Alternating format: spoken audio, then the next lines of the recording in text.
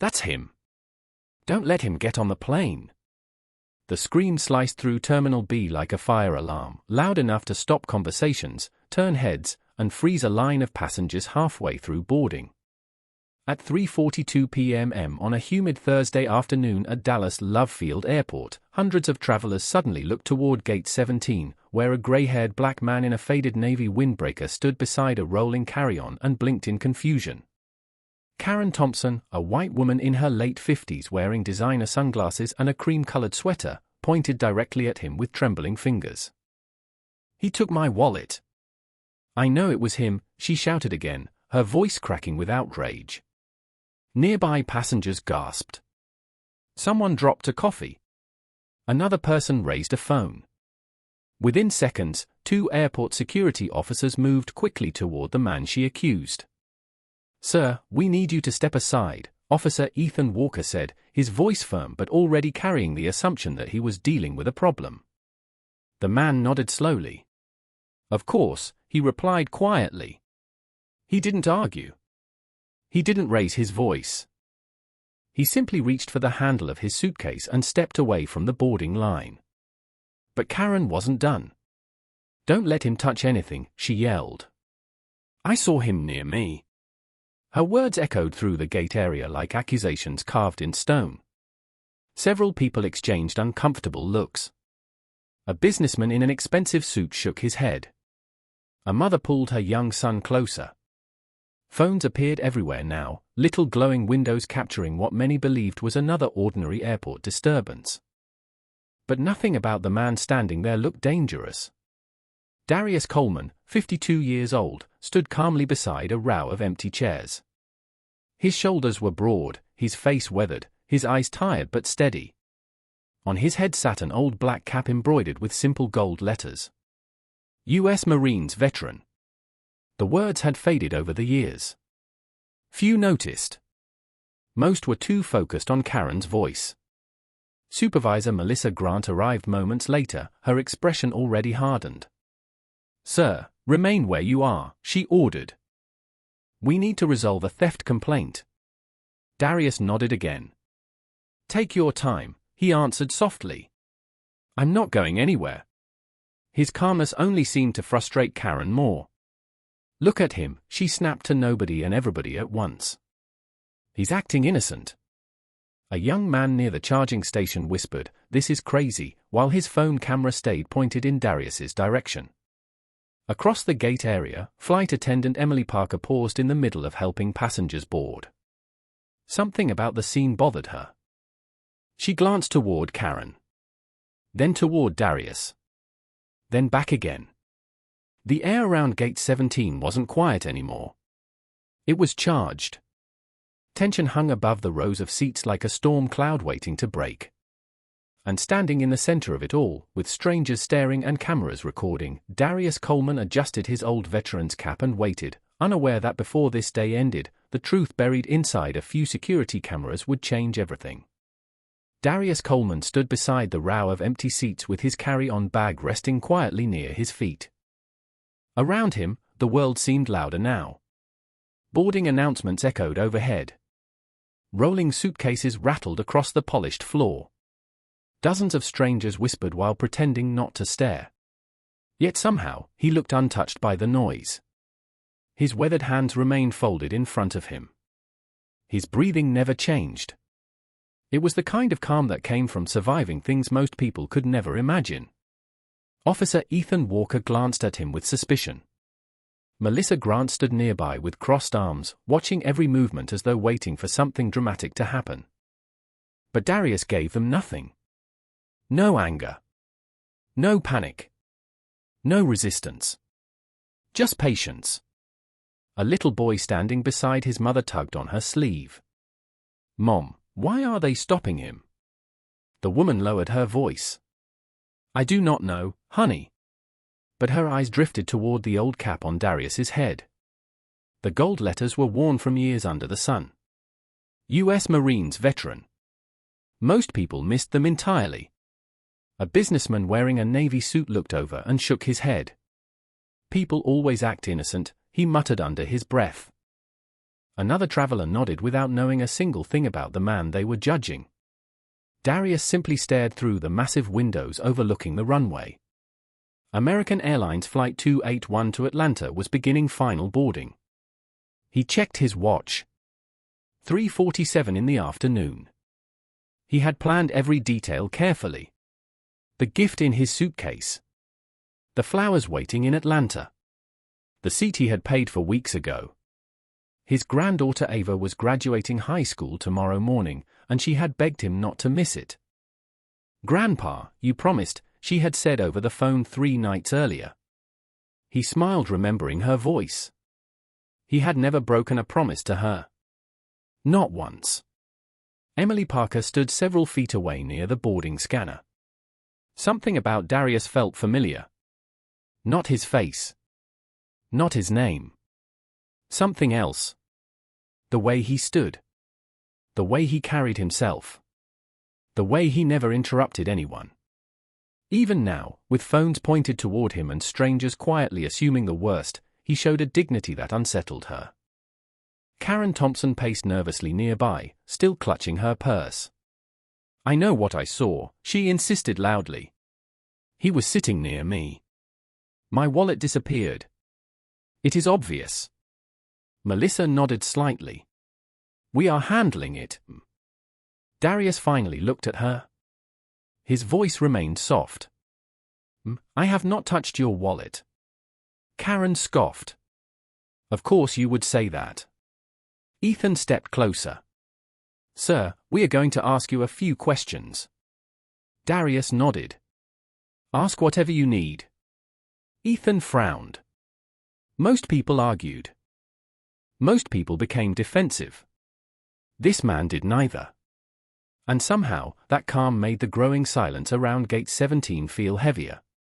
Because nobody there knew that Darius Coleman had spent 24 years serving a country he still loved. Nobody knew he had worn a uniform longer than some people in that terminal had been alive. And nobody knew that this was not the first time strangers had mistaken his silence for weakness. The questions began quietly, but the assumptions behind them were loud. Officer Ethan Walker stood with a tablet in his hand while Melissa Grant remained beside him, her expression sharp and impatient. Travelers continued slowing down as they passed Gate 17, pretending to check their phones while stealing glances at the scene unfolding in front of them. Darius Coleman answered every question with the same steady voice. Where had he been sitting? Which restroom had he used? Had he been near Karen Thompson? Did he have identification? He answered each one without hesitation. Yet somehow, every answer seemed to create another question. Karen crossed her arms and pointed again. He was close enough. That is all I know. Her voice carried through the gate area. People think they can get away with anything these days. A middle-aged man wearing a tailored grey suit nodded in agreement. She probably knows what she saw, he muttered. People like him always have some excuse ready. The words hung in the air. Emily Parker heard them. So did several nearby passengers. But nobody challenged the comment. Not yet. Darius simply looked toward the runway again. He had spent decades hearing people decide who he was before he had spoken a single word. Melissa noticed his carry-on bag. Sir, we are going to inspect your belongings. Darius nodded calmly. Go ahead. Ethan unzipped the suitcase while several phones moved closer. Inside sat neatly folded clothes, a framed photograph wrapped carefully in a towel, and a gift box with silver ribbon. Melissa raised an eyebrow. What is this? She asked. Darius smiled softly. A graduation present. Ethan picked up the picture frame. Inside was a photograph of a young girl wearing braces and holding a basketball trophy while hugging Darius tightly. My granddaughter Ava, Darius explained. She graduates tomorrow. Karen scoffed. Everybody has a story. Melissa closed the suitcase and sighed. We still have a missing wallet, sir. Another traveler nearby whispered loudly enough for others to hear. He is way too calm. That usually means something. Emily frowned. That comment bothered her. She had worked flights for 3 years. Nervous people acted calm. Innocent people acted nervous. Human beings were not that simple. Yet everyone seemed desperate to fit Darius into a box they already understood. Boarding announcements echoed again. Final boarding call for Flight 281 to Atlanta. Darius checked his watch. 3:55. The plane door would close soon. Still, he showed no anger. "Officer," he said quietly, "I just need to get to Atlanta. My granddaughter only graduates once." Ethan avoided his eyes. Melissa folded her arms tighter. Karen shook her head dramatically. "You see? He is trying to make everyone feel sorry for him." More phones appeared. More whispers spread. The atmosphere around Gate 17 felt heavier by the minute. Everyone seemed convinced that the answer had already been found. Everyone except one person. Standing near the boarding scanner, Emily Parker suddenly remembered something strange. Something small. Something most people would never notice. And as she looked from Karen Thompson to Darius Coleman, a feeling settled deep in her chest. Something about this story did not add up. Emily Parker could not shake the feeling in her stomach. While everyone around Gate 17 seemed comfortable accepting the story unfolding in front of them, her memory kept replaying small details that nobody else appeared to notice. She remembered Karen Thompson arriving nearly 40 minutes earlier. Karen had switched seats twice while waiting. She had complained about the temperature. She had searched through her oversized purse more than once. And now that Emily thought about it, Karen had suddenly become frantic only moments after standing up to board. Something felt wrong. Emily looked toward Darius Coleman. He had not moved from his seat except when asked. He had answered every question. He had not interrupted anyone. He had not even raised his voice.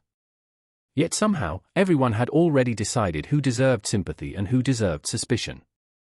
Emily stepped closer. "Excuse me," she said carefully. Ethan Walker looked up. "What is it?" Emily glanced toward Karen. "I was working the gate before boarding started. I remember seeing her move around several times. I do not remember seeing him anywhere near her bag." Karen spun around immediately. "Are you serious?" she snapped. "You are calling me a liar?" Emily swallowed hard. "No, I am just saying I never saw him take anything." Melissa Grant sighed heavily. "Emily, you are a flight attendant, not an investigator." "I understand that," Emily replied softly. "But I was here." Karen threw her hands into the air. "Unbelievable. So now I am the bad guy." A few passengers exchanged uncomfortable looks. The businessman in the grey suit rolled his eyes. She lost her wallet and suddenly everybody wants to defend him. But a younger woman sitting near the charging station frowned. "She is just telling them what she saw," she said quietly. Darius watched the exchange without saying a word. Emily noticed his eyes. There was no anger in them. No resentment. Only exhaustion. The kind that comes from being misunderstood one too many times. Melissa shook her head. "Emily, please return to your boarding duties." "But I think you should at least know what I saw," Emily insisted. Karen changed seats. She kept searching her purse earlier. Maybe the wallet is somewhere else. Karen's face reddened. "Are you kidding me? Do you think I cannot keep track of my own things?" Ethan stepped between them. "Everybody relax. We are still investigating." But Emily had already noticed something else. Karen had been clutching her purse tightly ever since the accusation started. Yet she had never once opened it again. Not once. The realization sent a chill through her. Meanwhile, final boarding ended. The door to Flight 281 remained open only because of the commotion. Darius glanced at his watch again. 4:00. Atlanta suddenly felt farther away than ever. The air around Gate 17 had changed. Some people still believed Karen without question. Others were beginning to wonder. And standing quietly beside his suitcase, Darius Coleman remained the only person who seemed completely at peace with whatever truth was waiting to be found. For a clock came and went. Flight 281 remained delayed, and frustration had begun spreading through Gate 17 like slow-moving thunder. Some passengers complained about missing connections. Others continued recording with their phones. But for Darius Coleman, time seemed to slow to something quieter. He sat down carefully near his carry-on bag while Officer Ethan Walker remained close by. Melissa Grant paced with growing impatience. Karen Thompson continued insisting she had been robbed, though her voice no longer carried the certainty it had 30 minutes earlier. Emily Parker stood near the boarding desk, unable to ignore the uneasiness inside her chest. Then another airport officer approached Ethan and quietly said something that made Melissa's expression tighten. "Local police are on the way," she announced. Several passengers exchanged nervous looks. Karen nodded dramatically. "Good. Maybe then somebody will finally do something." Darius lowered his eyes for a moment. Not in fear. Not in anger. Just in disappointment. The words "police are coming" carried memories older than anyone around him could see. Suddenly another airport faded away. Another year. Another uniform. It was 1998. Darius had just returned home after months overseas. He was 24 years old and still wearing his Marine Corps dress uniform when he stopped inside a convenience store outside Jacksonville. A woman had stared at him strangely. A manager followed him through every aisle. By the time he reached the register, someone had already called the authorities because they thought he looked suspicious. He remembered standing there in uniform while strangers avoided eye contact. He remembered the embarrassment. He remembered the silence afterward. And most of all, he remembered promising himself that bitterness would never own his heart. The memory disappeared as quickly as it came. Gate 17 returned. Emily watched as Darius adjusted his veteran cap again. There was something heartbreaking about how ordinary the gesture looked.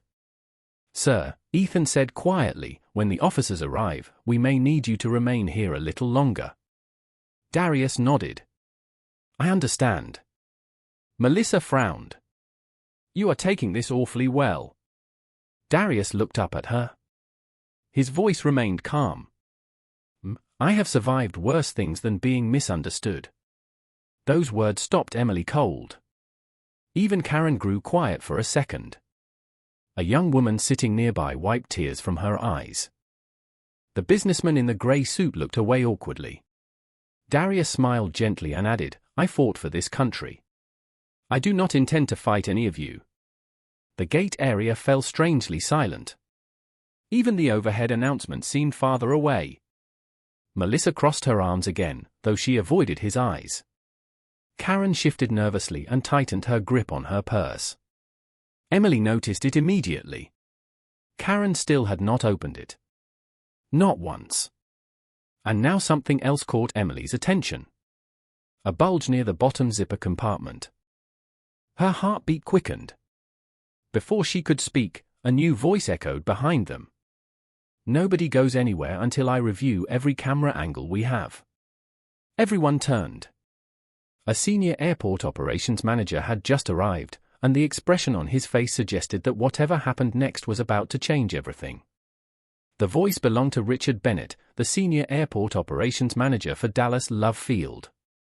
58 years old and known for never raising his voice, he stepped into Gate 17 with the kind of authority that made conversation stop without effort.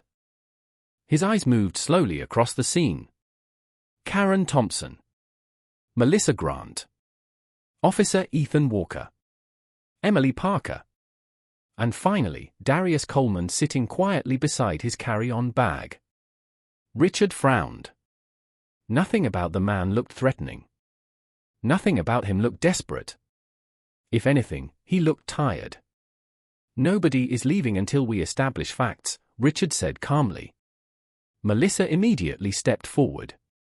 "Sir, we already have a victim and a suspect." Richard raised his hand slightly.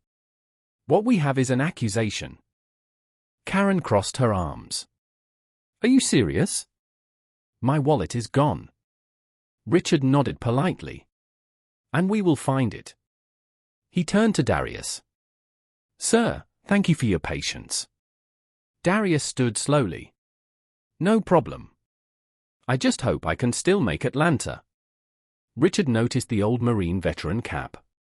Something softened in his expression. We will do everything we can. Emily stepped closer. Sir, I remember seeing Karen moving seats several times. I also never saw Mr. Coleman near her belongings. Richard nodded. Good. Every detail matters. Melissa looked annoyed.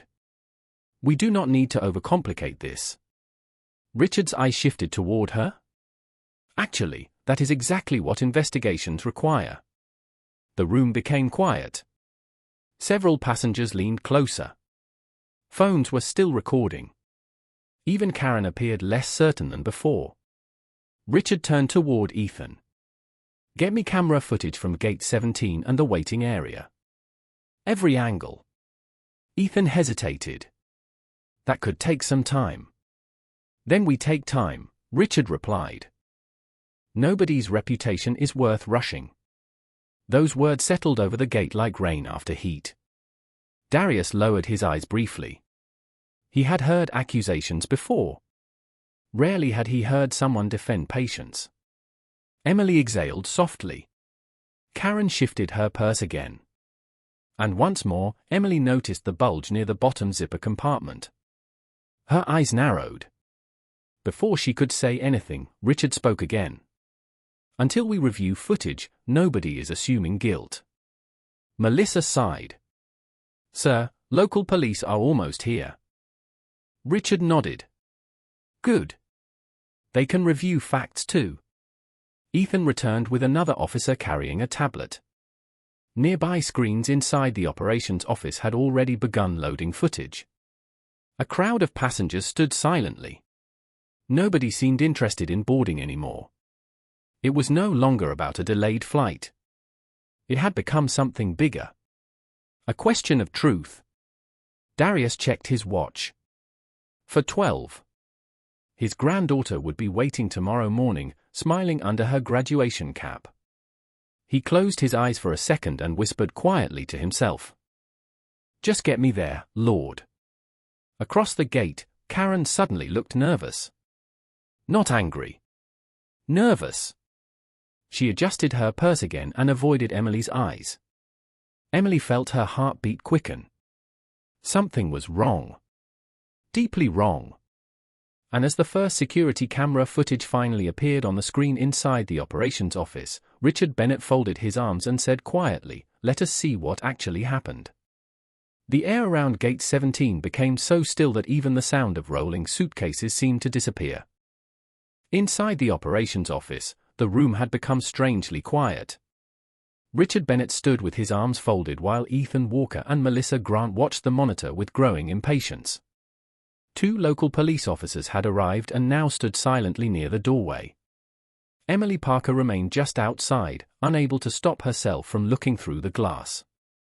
Darius Coleman stayed seated at Gate 17, waiting with the same calm that had unsettled people from the beginning.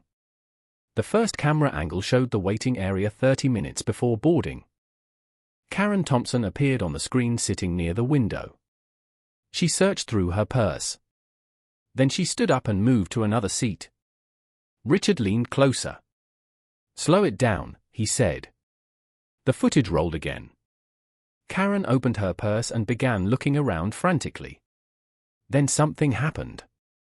Something nobody expected. Her wallet slipped from the side pocket and dropped into the lower zipper compartment attached to the outside of the purse. Karen never noticed. She continued searching inside the main section, then stood up and moved seats again.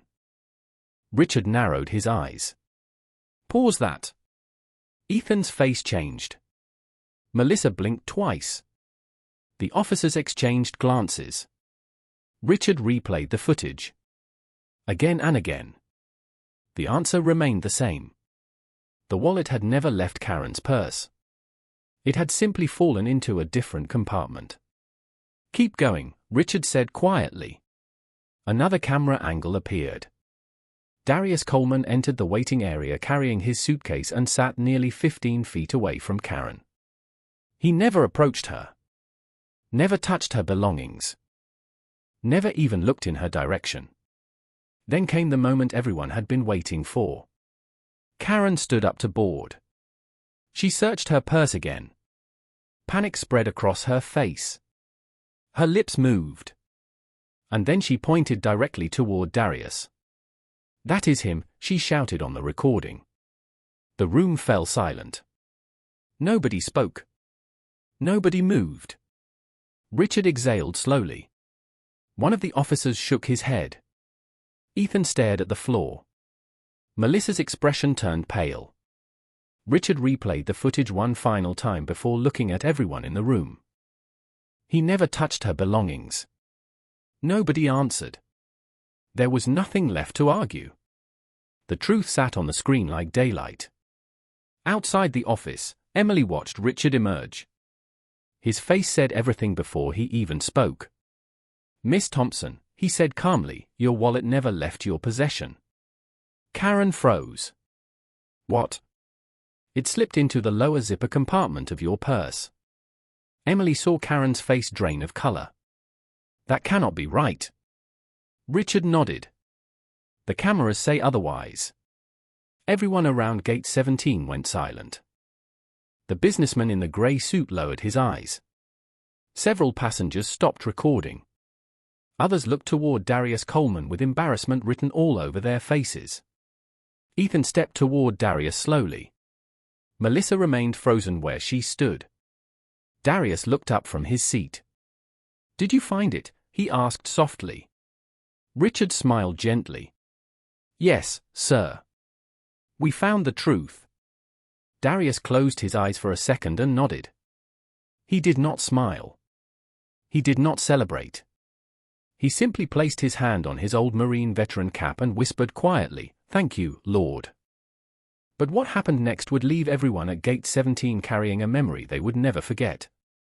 The silence that followed felt heavier than all the accusations that had come before it. Gate 17, which had been filled with whispers and certainty less than an hour earlier, now stood frozen beneath the weight of embarrassment. Karen Thompson stared at Richard Bennett as though she had forgotten how to speak. Her hands trembled slightly as she slowly unzipped the lower compartment of her purse. There it was. The wallet. Exactly where the cameras showed it had been all along. Nobody said a word. Several passengers lowered their phones.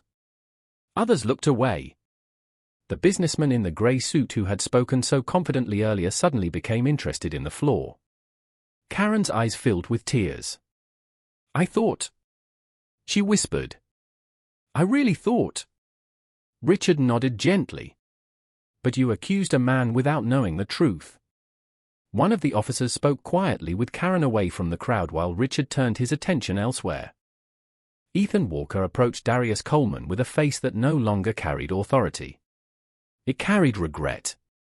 "Sir," he said softly, "I owe you an apology." Melissa Grant remained several feet behind him. The confidence that had marked her voice earlier had disappeared. She looked smaller somehow. Darius stood slowly and adjusted his old veteran cap. "You were doing your job," he answered. Ethan shook his head. "No, sir. I was making assumptions." Melissa stepped forward. Her voice barely rose above a whisper. "I am sorry too." Darius looked at both of them. For a second, nobody breathed. Then he simply nodded. "Apologies matter," he said quietly. "So does learning." Emily Parker could no longer hold back her tears. She wiped her eyes quickly and smiled. "I knew something was wrong," she whispered. Darius smiled back. "Thank you for speaking up." Richard Bennett turned toward the gate desk. "Hold that aircraft another 10 minutes, he ordered. "Mr. Coleman is making that flight." A few passengers clapped softly. Then more joined in. Within seconds, applause spread across gate 17. Not loud. Not theatrical. Just genuine. The young mother with her son smiled warmly. The little boy walked over shyly. "Sir," he said, looking up at Darius, "my grandpa was in the Marines too." Darius smiled. "Then your grandpa is one of the good ones." The child grinned. Nearby, several passengers approached one after another. Some apologized. Others simply shook his hand. The businessman in the grey suit finally stepped forward. "Sir, I judged you without knowing you. I was wrong." Darius smiled kindly. "Then do better next time." Richard walked beside him toward the boarding door. "Mr. Coleman, the crew is waiting." Emily stood by the scanner with tears still shining in her eyes. "Atlanta is ready for you," she said softly.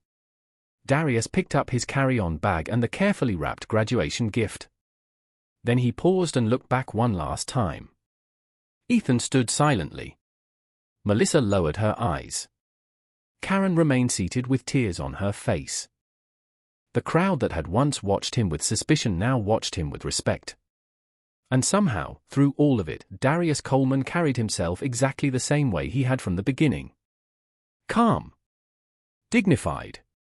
Unbroken.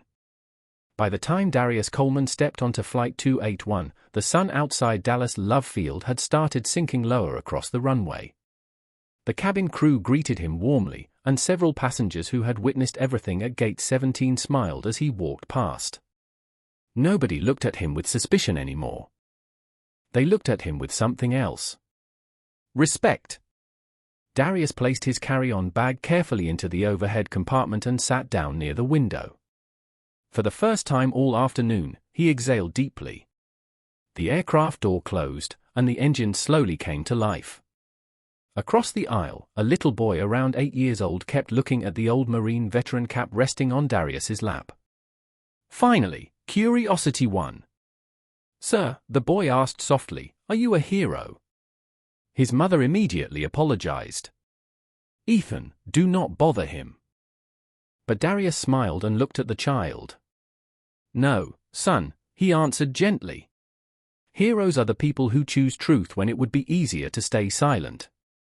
The boy thought about that and nodded seriously. "Like that lady at the airport." Darius smiled again.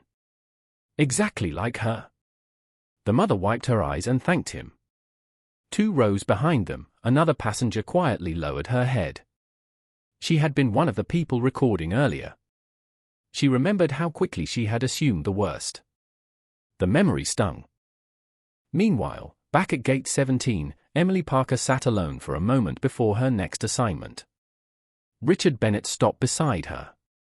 "You did the right thing," he said. Emily nodded. "I almost stayed quiet."